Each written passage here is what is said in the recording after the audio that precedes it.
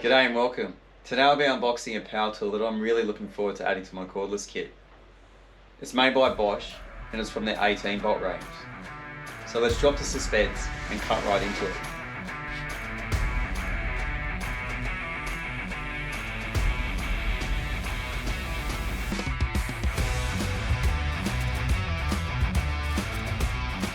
Let's slice this baby open.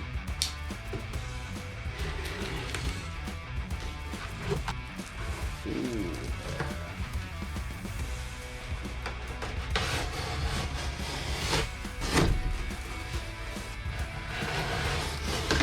It's a beast of a saw. It's a big blade. I've had two different drop saws previously. This is why I decided to go to the 305. You've just got those one-off instances where just to have that extra 20mm depth and this gliding arm, that's fantastic. I hope they design really good tools. This is more than I hope they design really good packaging. Let's get this out. So we've got the dust bag. I don't know what these things are. Alright, so now what we're going to do is get this beast out. It's a bit awkward. I don't really want to drop it, especially on camera. And this cardboard's going to go.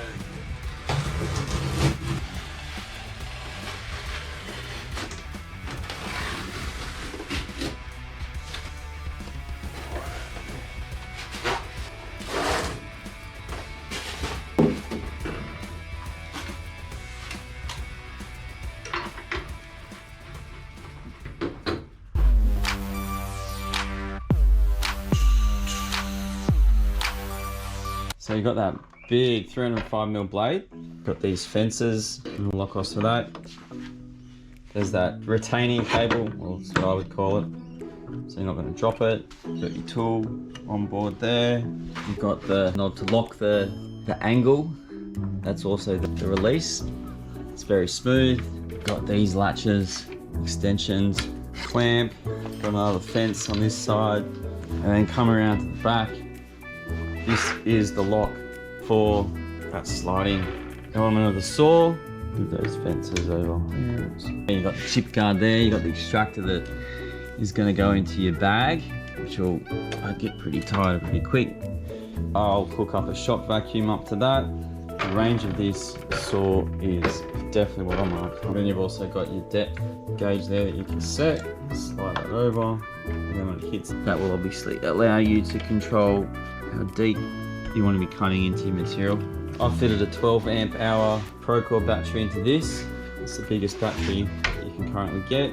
You've got your power control there. I haven't connected the app yet, but from what I've read that you'll be able to control this through the app.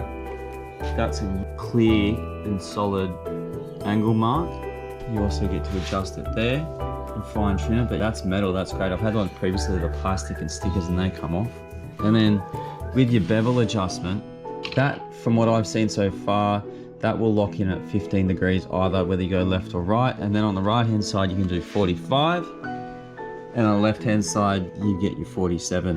This locks off the bevel. That just unload it a little bit, and then you can go to the right, to the left. This isn't so smooth, but I reckon that's actually good. It's new. We'll leave that there, lock that off. This tool is the SDS bolt, which has got to do with the removal and change of blades. Didn't need much assembly with this at all. Have a look at the blade that they've supplied. Made in China, just like this saw. In Australia, this is where a lot of our products are sourced from. Some of my Bosch tools are Malaysian, some of them are German. I think I've also got one made in Hungary. This is a solid machine. It's quite heavy. It feels really good to slide. I think what I'll do now is just get some pieces of timber, connect my shop vac, and have a crack at some pieces. Let's get into the business side of things. Unfortunately, I did actually do first cuts on the saw. It's really hot in Sydney at the moment, and some of the files are being corrupted, so I'm going to redo them. We've got some softwood and hardwood decking, and then we've got a softwood sleeper. First up, we've got 90x19mm. That's softwood. It's got a nice edge on it already from the cuts that I've done. We've got some hardwood. I think this might be 88x19. This is an older weathered piece of timber, as this softwood is as well. They've been sitting outside for a bit, and the timber's a bit split. But nevertheless, they're the two pieces of decking. And then we've got this pine. It's a 200x50mm. So I've never had a saw that's been able to cut all the way through these. So I'm looking forward to just doing one cut. So we'll get right into it. Clicks in at 0. What we'll do is we'll connect our shop vac into there. One of the things to be mindful of is that if your shop vac doesn't have an attachment for that fitting, you want to make sure that it's supported, because you want to crack this attachment. My shop vac goes well into there and it seems robust enough for me not to be worried about this cracking. First up is the pine. I'll clean up this edge.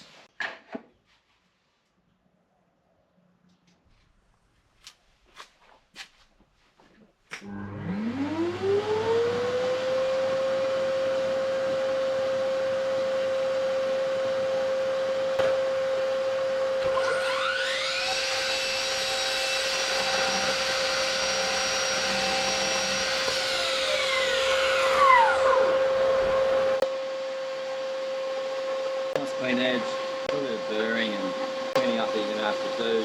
A lot of this is to do with the way that you operate your saw, so you can improve your technique. A nice clean cut. Onto the hardwood. Because it's got these cracks in the timber, I'm not going to be able to get full cross. It is going to split, but nevertheless we'll crack at it. It's on setting 3 for the pine. I'm going to put it onto setting 1 on this hardwood and see how it performs.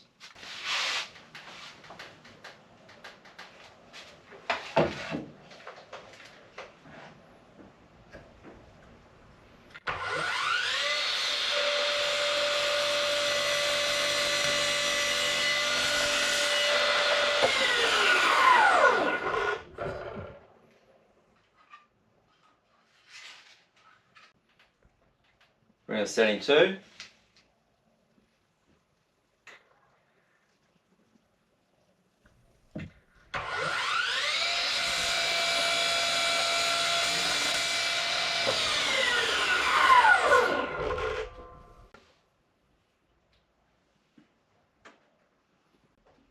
And then up to setting 3.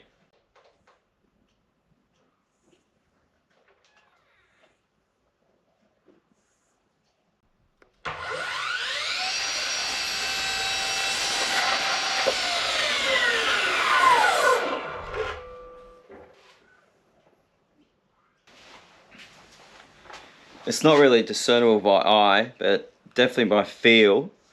It's a much smoother finish on setting 3. The blade made a lot more noise. Well, I feel I heard a lot more noise on setting 1 to setting 3, but yeah, much smoother cut on setting 3. We'll move on to the sleeper, which is definitely something I'm looking forward to, because like I said, one pass. It's going to save a lot of time when working with this size timber. And this time I'll turn the vacuum cleaner on.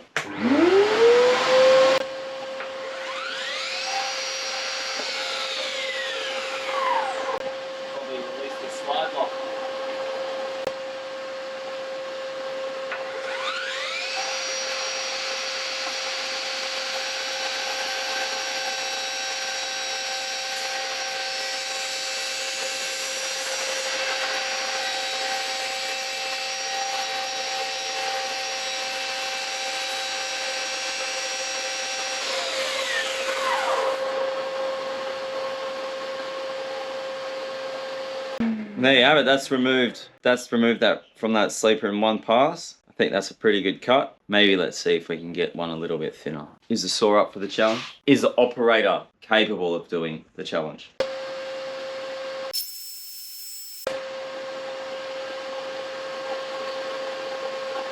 I don't know if that's any thinner. A B's proverbial, perhaps. Maybe. One more go.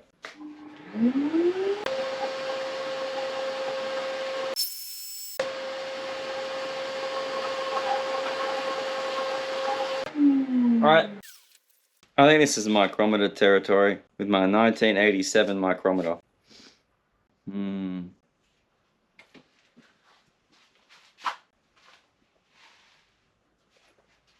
Oh yeah.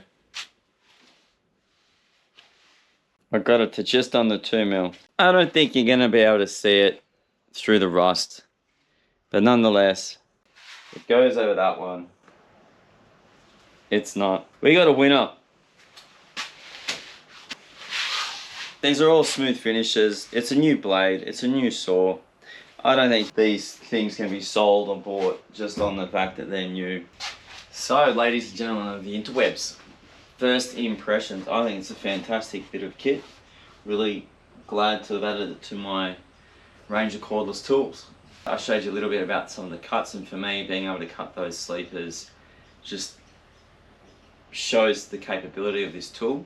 Clearly, any new saw is going to cut well. You've got sharp teeth on the blade, you've got oiled bearings, things like that. So time will tell how it keeps up, but nonetheless, quite ergonomic, quite robust in the way that you operate it and the feeling that it gives to you. Really confident in cutting those thinner pieces off the sleeper. With these tools, the biggest thing to consider are batteries.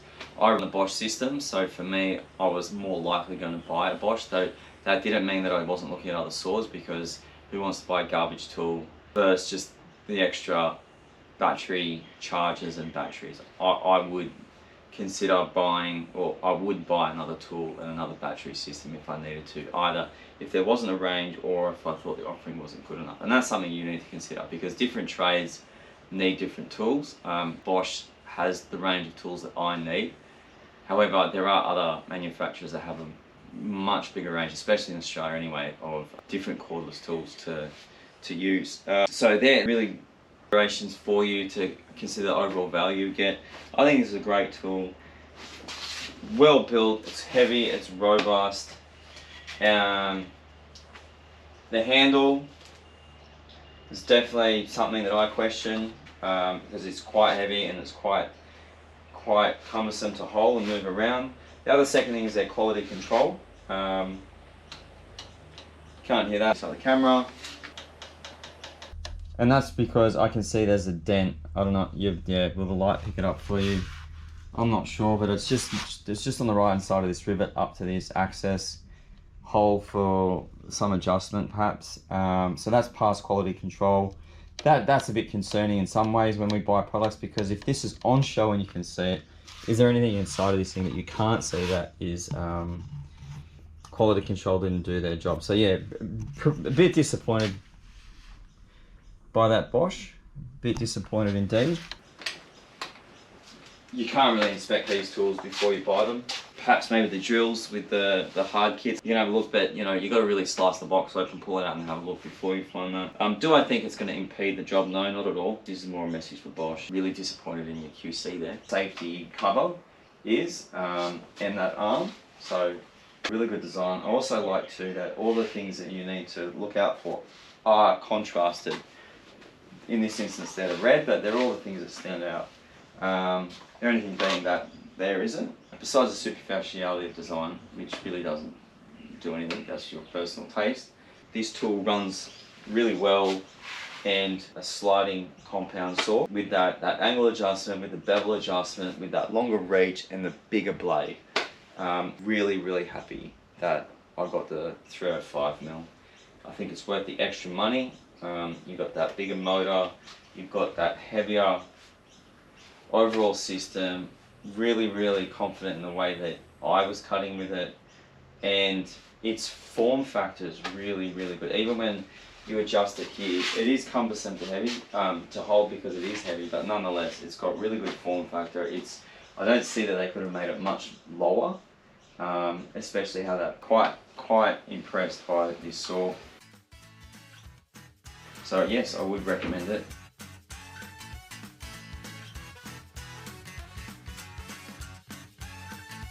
I would recommend Bosch, the battery system and their range of tools if they cater to your needs. And I would absolutely encourage you to make sure that you get their Pro Core batteries. These batteries are phenomenal. They deliver an amazing amount of power, especially with their brushless tools. Just put this back. So what about you? What did you like about the saw? Was there any feedback that you had or information that you wanted to know more about the saw or see? And what about you with more experience? Was there any corrections, feedback, suggestions that you wanted to give? Happy to hear, happy to read them, happy to receive them. And feel free to like the video if you liked it. Feel free to like the video if you disliked it. Don't hate, appreciate. Happy to share this tour with you and happy to learn as well. So thanks very much for watching, and look out for the next video.